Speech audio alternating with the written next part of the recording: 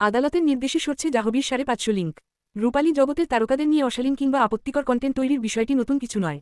বলিউডে এমন বহু অভিনেত্রী রয়েছেন যাদের ছবি বা ভিডিও বিভিন্ন নিষিদ্ধ সাইটে ছড়িয়ে দেওয়া হয়। এবার এমনই অভিযোগে নিজের ব্যক্তিত্বের অধিকার সুরক্ষার দাবিতে দিল্লি হাইকোর্টের দ্বারস্থ হয়েছিলেন ভারতীয় অভিনেত্রী জাহ্নবী। তার করা সেই আবেদনের পরিপ্রেক্ষিতেই এবার তাৎপর্যপূর্ণ রায় দিয়েছেন দিল্লির উচ্চ আদালত।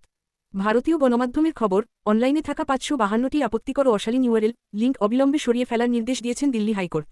তবে মামলায় প্রায় ৭,০০০ লিঙ্কের উল্লেখ ছিল। তার মধ্যেই আপাতত ৫৫২টি ইউআরএল সরানোর নির্দেশ দেওয়া হয়েছে। প্রাথমিক অনুসন্ধানে চিহ্নিত এই লিঙ্কগুলোতে আপত্তিকর ও অশালীন কন্টেন্ট থাকা সেগুলো দ্রুত অপসারণের নির্দেশ দেওয়া হয়। ফ্যানপেজগুলোর বিষয়ে হাইকোর্ট স্পষ্ট করে বলেন, তারকারা নামে পরিচালিত সব ফ্যানপেজই স্বয়ংক্রিয়ভাবে বেআইনি হয়ে যায় না। এসব পেজে ছবি, ভিডিও, চলচ্চিত্রের তথ্য, প্রশংসা কিংবা সমালোচনা থাকতে পারে। শুধু তারকারা নাম বা ছবি ব্যবহারের কারণে সব ফ্যান ক্লাব বন্ধ করার যৌক্তিকতা নিয়ে প্রশ্ন তোলেন আদালত। তবে কোনো পেজ যদি অশালীন কন্টেন্ট ছড়ায় কিংবা তারকারা পরিচয় ব্যবহার করে অবৈধভাবে অর্থ উপার্জন করে, তবে তার বিরুদ্ধে কঠোর ব্যবস্থা নেওয়া যাবে।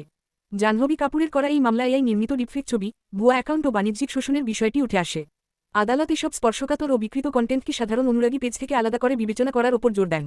উল্লেখ্য, জাহ্নবী কাপুরকে সর্বশেষ তেলেগু ভাষার অ্যাকশন ড্রামা পেড্ডি-তে দেখা গেছে। বুচি বাবু সানা পরিচালিত এই সিনেমায় তিনি অভিনেতা রামচরণ ও শিবরাজকুমারের সঙ্গে অভিনয় করেন। সিনেমাটি চলতি ২০২৬ সালের জুনে প্রেক্ষাগৃহে এবং পরবর্তীতে জুলাইয়ে ওটিটি প্ল্যাটফর্ম নেটফ্লিক্সে মুক্তি পায়।